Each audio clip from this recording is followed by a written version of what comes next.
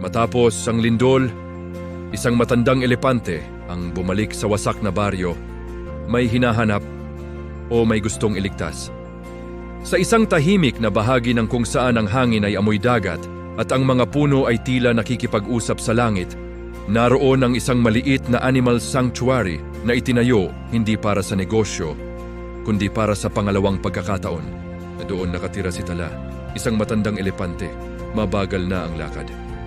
Marami ng peklat ang katawan.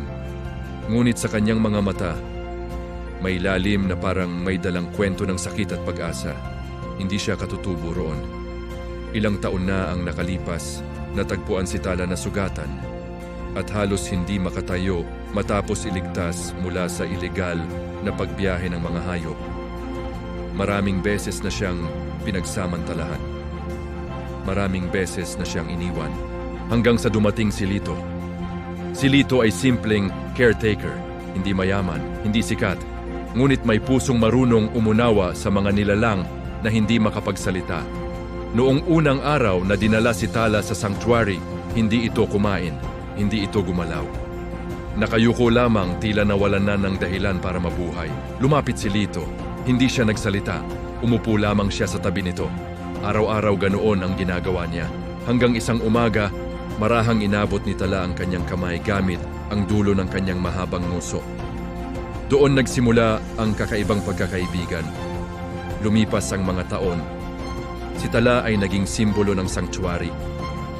Tuwing may mga batang bumibisita, siya ang unang nilalapitan. Hindi siya agresibo, hindi siya mailap. Parang naiintindihan niya ang sakit ng bawat taong lumalapit sa kanya. May isang batang babae, si Maya, na madalas dalhin ng kanyang ina roon. Tahimik si Maya. Hindi ito nagsasalita mula nang mawala ang kanyang ama sa isang aksidente sa dagat. Ngunit kay Tala, nagsasalita siya. Binubulong niya ang kanyang mga takot, ang kanyang galit, ang kanyang pangungulila, at si Tala, nakikinig lamang. Minsan, ipinatong ng elepante ang kanyang noo sa ulo ng bata, parang sinasabing, naiintindihan kita. Hanggang sa dumating ang araw na nagbago ang lahat. Isang malakas na lindol ang yumanig sa buong isla. Ang lupa ay umuga na parang galit. Ang mga puno ay bumagsak. Ang mga gusali ay gumuho. Sa loob ng sanctuary, nagkagulo.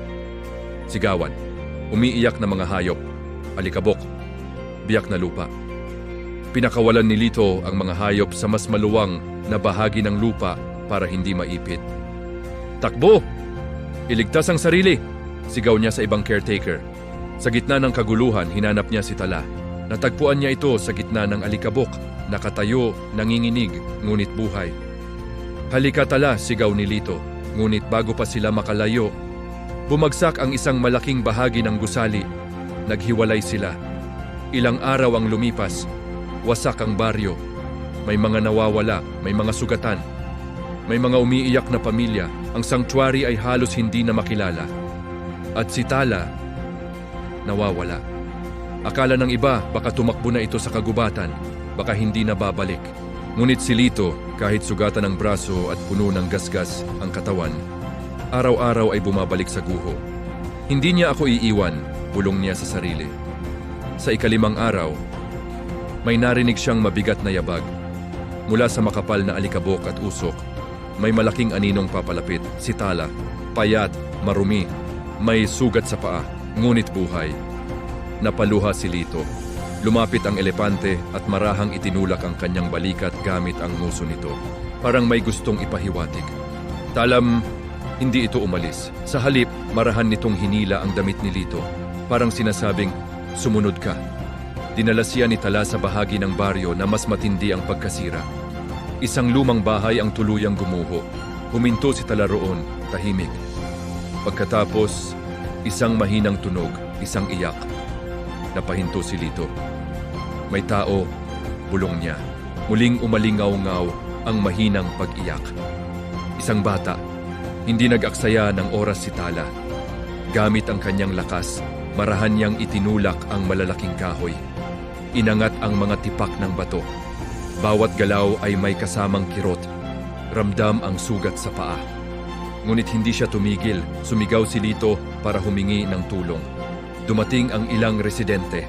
Sama-sama nilang inalis ang mga guho hanggang sa makita nila si Maya, mahinang-mahina, nanginginig ngunit buhay. Niyakap siya ni Lito habang umiiyak ang buong komunidad at si Tala na natiling nakatayo. Pinagmamasdan, parang sinisigurong ligtas ang bata.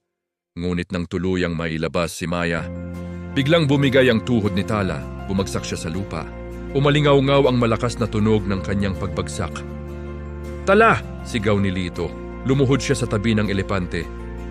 Maraming sugat, labis ang pagod. Ilang araw na rin pala itong halos hindi kumakain.